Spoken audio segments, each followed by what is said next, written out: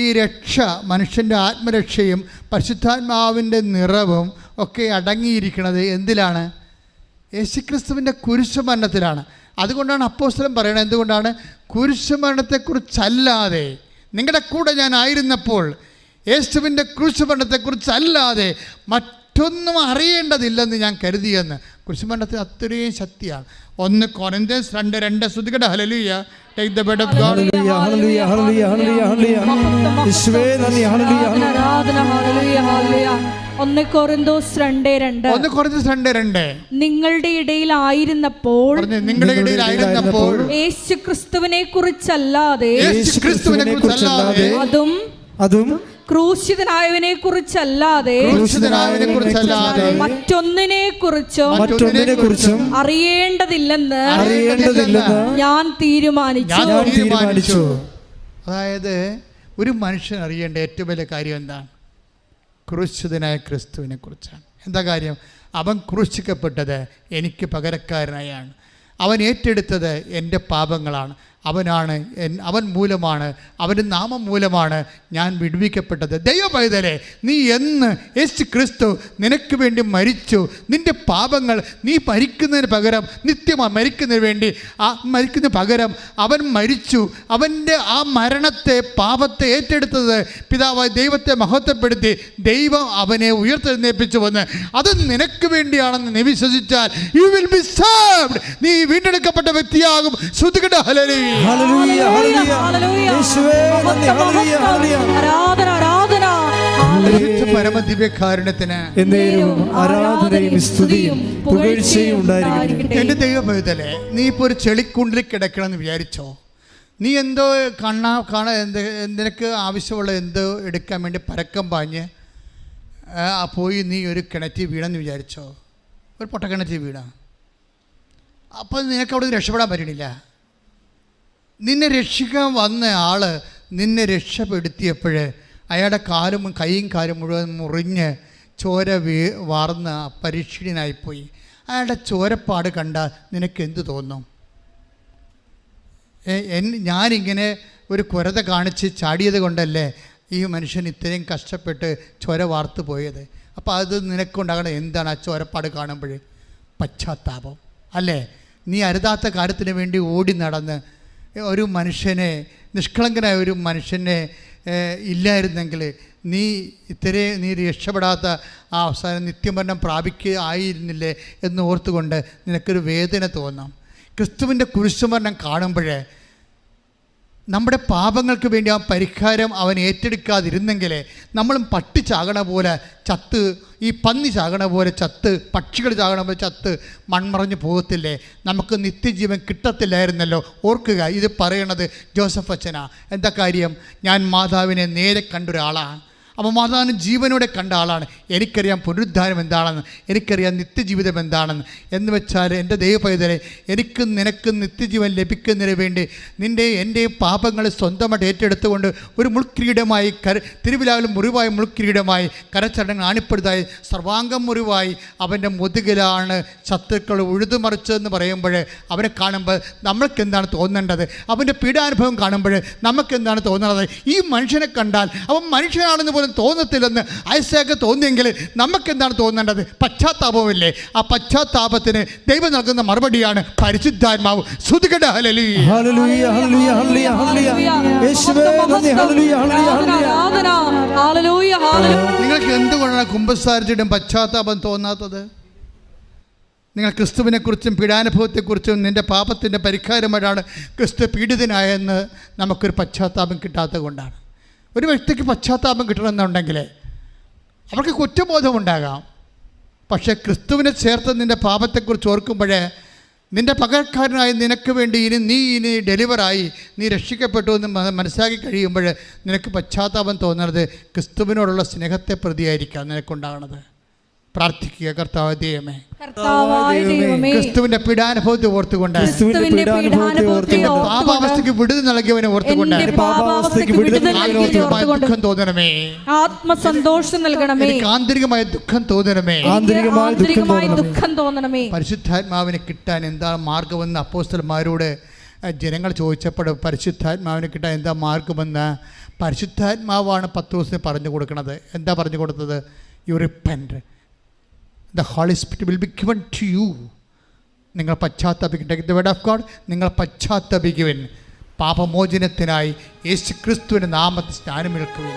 ഒരു വ്യക്തി യേശുക്രിസ്തുവിൻ്റെ നാമത്തിൽ അവൻ്റെ സ്നേഹത്തിൽ നിറഞ്ഞാൽ അവൻ്റെ ഉള്ളിലെ വിശ്വാസത്തിൻ്റെ സ്നാനമാണ് അവൻ സ്വീകരിക്കുന്നത്. ഒരു വ്യക്തി യേശുക്രിസ്തുവിനെ മനസ്സിലാക്കിയാൽ, അവൻ്റെ നിത്യതയിൽ വിശ്വസിച്ചാൽ, അവൻ്റെ പാപത്തിന് പരിഹാരമായി യേശുക്രിസ്തു ചെയ്തുവെന്ന് അവൻ കേട്ടറിഞ്ഞാൽ, അങ്ങനെ ലോകത്തിൽ ഇന്ന് വരെ ആരും ചെയ്തിട്ടില്ല.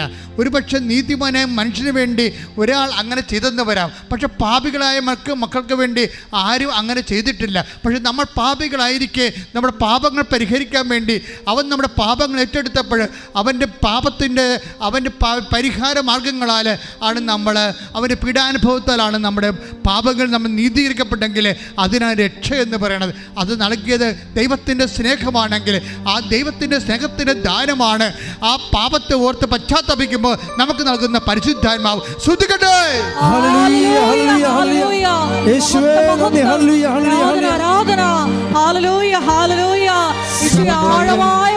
ഈ ആത്മാവിനെ സ്വീകരിക്കാൻ ഞങ്ങൾ എന്ത് ചെയ്യണമെന്ന് പത്രോസിനോട് ചോദിച്ചപ്പോൾ പത്രോസ് പറയുന്ന മറുപടിയിലാണ് സഭ ജനിച്ചത്, നിത്യത ഈ ഭൂമിയിൽ എന്നും ജനകോടികൾ അവകാശമാക്കിയത്. Take the word of God.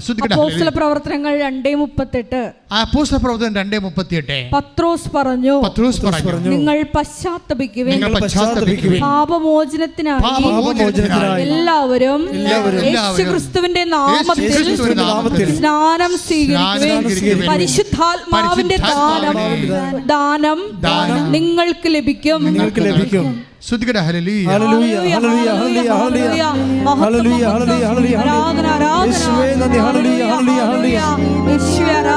അവൻ്റെ നാമത്തിൽ പശ്ചാത്താപം വരുന്നത് അവൻ്റെ നാമത്തിലാണ്. അവൻ്റെ നാമത്തിൽ തന്നെയാണ് പരിശുദ്ധാത്മാവ് നമുക്ക് ലഭിക്കുന്നത്. ഇതൊരു പെന്തക്കോസ്ത അനുഭവ ഉടമ്പടി ധ്യാനമാണ്. ഉടമ്പടിയാണ് ഏറ്റവും വലുത്. പരിശുദ്ധാത്മാവ് സ്വീകരിക്കാനുള്ള ഏറ്റവും വലിയ നടപടിക്രമം എന്ന് പറയും. എന്താ കാരണം എന്ന് വെച്ച് കഴിഞ്ഞാൽ, ഉടമ്പടിയിൽ ഒരേ സമയം തന്നെ അതൊരു പ്രാർത്ഥനാ രീതി മാത്രമല്ല, പിന്നെന്താണ്, അതൊരു സുവിശേഷ കൈമാറ്റ രീതിയാണ്. സുവിശേഷ കൈമാറ്റം എന്ന ക്രിസ്തുവിൻ്റെ കൈമാറ്റ രീതിയാണ്.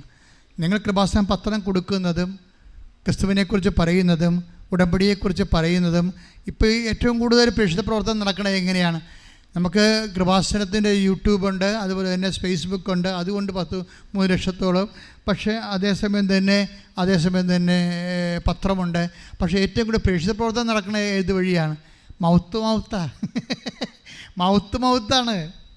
നിങ്ങൾ ഓരോരുത്തരും സുവിശേഷമാകുകയാണ്. എന്തെങ്കിലും കട്ടപ്പാടൊരു മലയാളിക്കുണ്ടെങ്കിൽ അടുത്ത മലയാളിയോട് സംസാരിച്ചാൽ ഉടനെ പറയും നീ ഉടമ്പടി എടുക്കാൻ പറയും. എന്താ കാര്യം? മൗത്താണ്. അപ്പം നിങ്ങളെല്ലാവരും കർത്താവ്, അപ്പം നിങ്ങൾ അറിയണം നിങ്ങൾ എന്താ ചെയ്യണമെന്ന്. നിങ്ങളൊരു വേദനപ്പെട്ട ഒരു മനുഷ്യൻ അവൻ്റെ കഷ്ടപ്പാട് നിന്നോട് സംസാരിച്ചാൽ, ഇന്ന് അവന് ഉണ്ണാൻ കൊടുക്കാനില്ലെങ്കിലും ഊട്ടുശാല കാണിച്ചു കൊടുക്കാനുള്ള ഒരു അടയാളം ദൈവം സ്ഥാപിച്ചിട്ടുണ്ട്, അല്ലേ? അപ്പോൾ അവർ നിങ്ങൾ ഉടമ്പടിയെക്കുറിച്ച് സംസാരിക്കും, നിങ്ങൾ കൃപാസനത്തെക്കുറിച്ച് സംസാരിക്കും. പക്ഷേ എന്താണ് ദൈവം നമ്മളെ സഹായിച്ചിരിക്കുന്നത്? നിങ്ങൾക്ക് പറഞ്ഞു കൊടുക്കാൻ 10,000 സാക്ഷ്യങ്ങളാണ് ഉള്ളത്. നമ്മുടെ ഈസിയല്ലേ സുവിശേഷം കൈമാറ്റം ഏറ്റവും എളുപ്പമായി. നിങ്ങളത് ദൈവസ്നേഹത്തോടെ ചെയ്യണമെന്നാണ് ഞാൻ പറഞ്ഞത്. ഞാൻ പറഞ്ഞതിൻ്റെ അർത്ഥം എന്താണ്? നിങ്ങളുടെ നാത്തൂനാണ്, ആൻറ്റിയാണ്, അത് കൊച്ചാപ്പനാണ്, അയൽവാസിയാണെന്നും പറഞ്ഞുകൊണ്ട് പറയണതല്ല. ആശ്വാസം കൊടുക്കാൻ വേണ്ടി, തൽക്കാലം തടിതപ്പാൻ വേണ്ടി ആരെങ്കിലും പെടയ്ക്ക് ചാരി വെക്കണ പോലെ കൃപാസനത്തെക്കുറിച്ച് പറയരുത്. മറിച്ച് നിങ്ങൾ ദൈവസ്നേഹത്തോടെ പറയണം. എന്തിനാണ്? നേരെ പ്രാർത്ഥിക്കണം ആ വ്യക്തിക്ക് വേണ്ടി. എന്താണ്? അമ്മേ, പരിശുദ്ധ അമ്മേ, ഞാൻ ഊട്ടുശാല കാണിച്ചു കൊടുത്തിട്ടുണ്ട്. പക്ഷേ ഇവരവിടെ ചെല്ലുമ്പോൾ അമ്മ നീ അവളെ സഹായിക്കണം, അവരെ നിലനിർത്തി കൊടുക്കണം. അപ്പോഴ് അവർ നിന്നെ വിശ്വസിക്കുകയും നീ നേടിയെടുത്ത രക്ഷ, നിൻ്റെ രക്തത്തിൻ്റെ വില അവരും അനുഭവിക്കും. അങ്ങനെ നിൻ്റെ രക്തവും ഞങ്ങളുടെ വിശ്വാസത്താൽ നീതീകരിക്കപ്പെടും. നമ്മുടെ വിശ്വാസത്താൽ തിരിച്ചൊരു നീതീകരണമുണ്ട്. കർത്താവിൻ്റെ പീഡാനുഭവങ്ങളാൽ ദൈവം നീതീകരിക്കപ്പെടുന്നു. ശ്രുതികട്ടെ.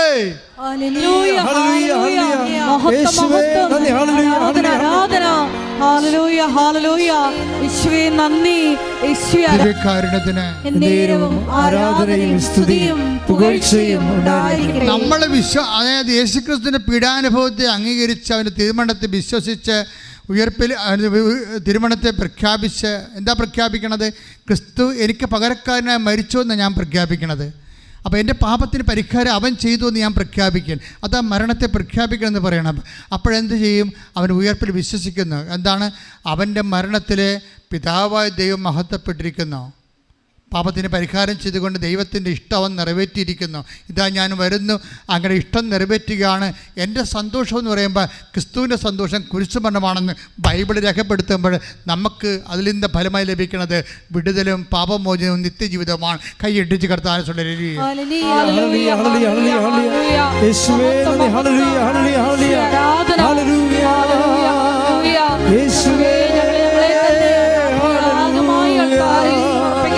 ദിവ്യകാരുണ്യത്തിന്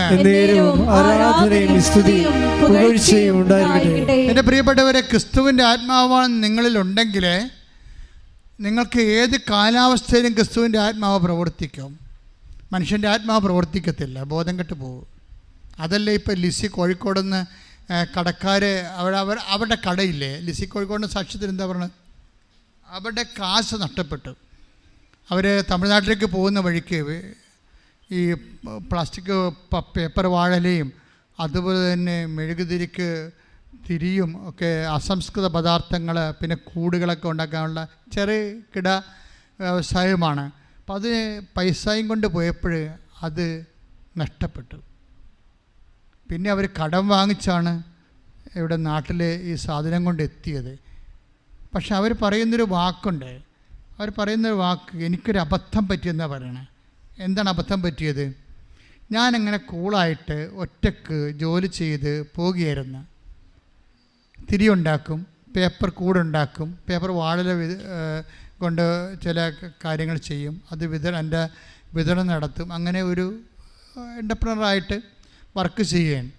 അപ്പോൾ അവർക്ക് പെട്ടെന്നൊരു അതിബുദ്ധി തോന്നി. അങ്ങനെ തന്നെ അവർ പറയണത് അതിബുദ്ധി എന്ന് വെച്ചാൽ അവർ പറഞ്ഞത്, ഇത് എൻ്റെ ബിസിനസ് ഒന്ന് ഡെവലപ്പ് ചെയ്യണമെന്ന് എനിക്ക് തോന്നി. നമ്മുടെ സബ്ജക്റ്റ് എന്താണ്? പരിശുദ്ധാത്മാവാണ് സബ്ജക്റ്റ്, ശ്രദ്ധിക്കണം. പക്ഷേ നമുക്ക് ഇങ്ങനെ കാറ്റഗറിക്കലായിട്ട് മാത്രം തിയറട്ടിക്കലായിട്ട് പറയാൻ പറ്റത്തില്ല. നമ്മുടെ ഡൗൺ ടു എർത്ത് എപ്പോഴും ആധ്യാത്മിക ഭൗതിക മേഖലകളിൽ ഇത് എങ്ങനെയാണ് വർക്കൗട്ട് ചെയ്യണമെന്ന് അറിയണം. അപ്പോൾ അവർക്ക് എന്താ പറ്റിയെന്ന് വെച്ച് കഴിഞ്ഞാൽ അവർക്ക് എല്ലാം ഉണ്ടായി, പക്ഷേ പരിശുദ്ധാത്മാവിൻ്റെ സംരക്ഷണം ഇല്ലായിരുന്നു. അതുകൊണ്ട് അവർക്ക് എന്താ വിചാരിച്ച്, എനിക്കൊരു അതിബുദ്ധി തോന്നിയെന്നാണ്. അതിബുദ്ധി തോന്നിയ എന്താണ്? എനിക്ക് കുറച്ച് മെഷീനറിയൊക്കെ കൂടി വാങ്ങിച്ചാൽ കൂടുതൽ പ്രൊഡക്ഷൻ ഉണ്ടാക്കാൻ പറ്റും. കൂടുതൽ പ്രൊഡക്ഷൻ ഉണ്ടാക്കുന്നതിന് വേണ്ടി ഞാൻ എൻ്റെ അകത്ത് ഷെയർ ഹോൾഡേഴ്സിനെ ചേർത്തതിൻ്റെ അകത്ത്. അതാണ് സംഭവം. അതിനവൾ പറയണത് എനിക്കൊരു അതിബുദ്ധി തോന്നി, അതാണ് എൻ്റെ അബദ്ധം പറ്റിപ്പോയെന്നാണ്. അവസാനം ഇവളുടെ കയ്യിൽ നിന്ന് കാശ് പോയി കഴിഞ്ഞപ്പോൾ ഷെയർ ഹോൾഡേഴ്സ് പ്രശ്നം ഉണ്ടാക്കിയിട്ട് കച്ചവടവും ഫാക്ടറിയും ഒക്കെ അവിടെ എഴുതി കൊടുക്കേണ്ടി വന്നു. ഇവർ നയ പൈസയില്ലാതെ കണ്ണീരോടെ ഇറങ്ങേണ്ടി വന്നു. അവിടെ വീട്ടിൽ വന്ന് താമസിച്ചപ്പോൾ വീട്ടിൽ അമ്മായിയമ്മയും ഭർത്താവും കൂടി ഇവരെ പുറത്താക്കി, ഭക്ഷണം കൊടുക്കാതെ. അങ്ങനെയാണ് അവർ ആത്മഹത്യ ചെയ്യാൻ പോയത്. ഒരു മനുഷ്യൻ തീർന്ന് വരണം കണ്ടില്ലേ? ഒരു നിമിഷത്തെ ഒരു ചെറിയൊരു ചാഞ്ചല്യം, ബുദ്ധിപരമായ ഒരു ചെറിയ ചാഞ്ചല്യം. ഈ ചാഞ്ചല്യം ഉണ്ടായാൽ നമ്മൾ നേടിയതെല്ലാം ആരുടെയെങ്കിലും ആയിപ്പോവും. ഈശോയോട് ചോദിക്കുന്ന ഒരു ചോദ്യമുണ്ട്, നീ നേടിയതെല്ലാം ആരുടേതാകും? Take the bed upward. ശ്രുതിക്കട്ടെ ഹല്ലേലൂയ, ഹല്ലേലൂയ, ഹല്ലേലൂയ, ഹല്ലേലൂയ. യേശുവേ നന്ദി, യേശുവേ സ്തുതി, ഹല്ലേലൂയ. ഈ രാത്രി അങ്ങനെ ഈശോ ചോദിക്കണം, ഫോഷ, ഈ രാത്രി നിന്റെ ജീവൻ എടുക്കുന്ന പക്ഷം നീ നേടിയതെല്ലാം ആരുടേതാകും? ലൂക്ക 12:20. എന്നാൽ ദൈവം അവനോട് പറഞ്ഞു, ഈ രാത്രി നിന്റെ ആത്മാവിനെ നിന്നിൽ നിന്ന് ആവശ്യപ്പെടും. അപ്പോൾ നീ ഒരുക്കി വെച്ചിരിക്കുന്നവ ആരുടേതാവും. ആത്മാവ് മാറിക്കഴിഞ്ഞാൽ നമ്മൾ ഒരു സുപ്രഭാതത്തിൽ നമ്മൾ കഷ്ടപ്പെട്ടതെല്ലാം നഷ്ടപ്പെട്ടു പോകും. നമ്മൾ കഷ്ടപ്പെട്ടുണ്ടാക്കിയതെല്ലാം നഷ്ടപ്പെട്ടു പോകും. എന്താണ്? ആത്മാവിൻ്റെ ചേഞ്ചിങ് ആണ്. ഈ ആത്മാവിൻ്റെ ചേഞ്ചിങ് വരാതിരിക്കാൻ ശ്രദ്ധിക്കണം, ഉടമ്പടിക്കാർ പ്രത്യേകിച്ച്. എന്താ പ്രശ്നം വെച്ച് കഴിഞ്ഞാൽ ആത്മാവിൻ്റെ ചേഞ്ചിങ് നമുക്ക് തരുന്ന 2 ഫാക്കൽറ്റിക്കാണ് സംരക്ഷണം തരുന്നത്. നമുക്ക് 2 ഫാക്കൽറ്റി ഉണ്ടല്ലേ? എന്തൊക്കെയാണ്? ഹാർട്ട്, വില്ലല്ലേ, മനസ്സ്, പിന്നെ എന്താണ്? ചിന്ത. ഈ 2 ഫാക്കൽറ്റി ഉണ്ടല്ലോ നമ്മൾ വർക്കൗട്ട് ചെയ്യണത്. ഇതിൽ തിയറി ഉണ്ടാക്കുന്നത്, ഇത് പ്രാക്ടിക്കലിൻ്റെ ആണ്. ഇത് തിയറി ഉണ്ടാക്കും, സിദ്ധാന്തങ്ങളുണ്ടാക്കും, തിയറികളെ പ്ലാനുകളുണ്ടാക്കും. പ്ലാനുകളും പദ്ധതികളും ഉണ്ടാക്കുന്ന ബ്രെയിനും കൊണ്ടാണ്. പക്ഷേ പ്രയോഗിക്കണം എവിടെയാണ്? ഇച്ഛാശക്തി എവിടെയാണ്? ഹാർട്ടിലാണ്. 2 ഫാക്കൽറ്റിയാണ് വർക്ക് ചെയ്യണത്. ഈ 2 ഫാക്കൽറ്റിക്കും പരിശുദ്ധാത്മാവിൻ്റെ സംരക്ഷണം ഉണ്ടാവും. ഇവിടുന്ന് ആത്മാവ് എടുക്കപ്പെട്ടാൽ ഇതുണ്ടാക്കണ എല്ലാം കണ്ടം കൊണ്ടുപോകും. അതെന്താ പ്രശ്നം വെച്ച് കഴിഞ്ഞാൽ അതിനെന്ത് ചെയ്യണമെന്ന് പൗലോസ് പറയുന്നുണ്ട്. ഫിലിപ്പിയർ 4:6 take the bed of God, എപ്പോഴും സന്തോഷിച്ചിരിക്കുക. ശ്രദ്ധിക്കട്ടെ. ഹല്ലേലൂയ ഹല്ലേലൂയ ഹല്ലേലൂയ ഹല്ലേലൂയ യേശുവേ നന്ദി. ഹല്ലേലൂയ ഹല്ലേലൂയ ഹല്ലേലൂയ ഹല്ലേലൂയ ഹല്ലേലൂയ ഹല്ലേലൂയ യേശുവേ ആരാധന. ഫിലിപ്പിയർ 4:6 ഒന്നിനെക്കുറിച്ചും ആകുലരാകേണ്ട, ഒന്നിനെക്കുറിച്ചും ആകുലരാകേണ്ട, പ്രാർത്ഥനയിലൂടെയും അപേക്ഷയിലൂടെയും കൃതജ്ഞതാസ്തോത്രങ്ങളോടെ നിങ്ങളുടെ യാചനകൾ ദൈവസന്നിധിയിൽ അർപ്പിക്കുവിൻ. അപ്പോൾ നമ്മുടെ എല്ലാ ധാരണകളെയും അതിലംഘിക്കുന്ന ദൈവത്തിന്റെ സമാധാനം നിങ്ങളുടെ ഹൃദയങ്ങളെയും ചിന്തകളെയും യേശുക്രിസ്തുവിൽ കാത്തുകൊള്ളും. അപ്പോൾ ദൈവത്തിൻ്റെ സമാധാനം എന്നവിടെ പറയുമ്പോഴേ ശരിക്കും പറഞ്ഞ സമാധാനം ഫ്രൂട്ട് ഓഫ് ദി ഹോളി സ്പിരിറ്റാണ്. ദൈവത്തിൻ്റെ പരിശുദ്ധാത്മാവ് തന്നെ എൻ്റെ അർത്ഥം. സമാധാനം അവിടെ ഫ്രൂട്ട് ഓഫ് ദി ഹോളി സ്പിരിറ്റാണ്, പരിശുദ്ധാത്മാവിൻ്റെ ഫലങ്ങൾ. Take the bed of God 5:19. Hallelujah ഹല്ലേലൂയ ഹല്ലേലൂയ ആരാധന. ഹല്ലേലൂയ ഹല്ലേലൂയ ഹല്ലേലൂയ ഹല്ലേലൂയ ആരാധന ആരാധന. Hallelujah hallelujah. ഗലാത്യ 5:22 എന്നാൽ ആത്മാവിന്റെ ഫലങ്ങൾ സ്നേഹം, ആനന്ദം, സമാധാനം, ക്ഷമ, ദയ, നന്മ, വിശ്വസ്തത, സൗമ്യത, ആത്മസംയമനം ഇവയാണ്. ഇതാണ് ഉടമ്പടിയുടെ ഫലങ്ങൾ എന്ന് പറയണത്. ഇത് ഉടമ്പടി ഫലങ്ങളോട് കണക്റ്റഡ് ആണ്. അതായത് ഉടമ്പടി എടുക്കുന്ന ആള് പിന്നെ ഒന്നിനെക്കുറിച്ച് ഉത്കണ്ഠപ്പെടരുത്. അതാണ് ഫിലിപ്പിയർ 4:6 പറയണത്. ഉടമ്പടി എടുക്കുന്നവർ ഉടമ്പടി ദൈവമായിട്ട് ബയലാറ്ററൽ എഗ്രിമെൻ്റ് ആയില്ലേ.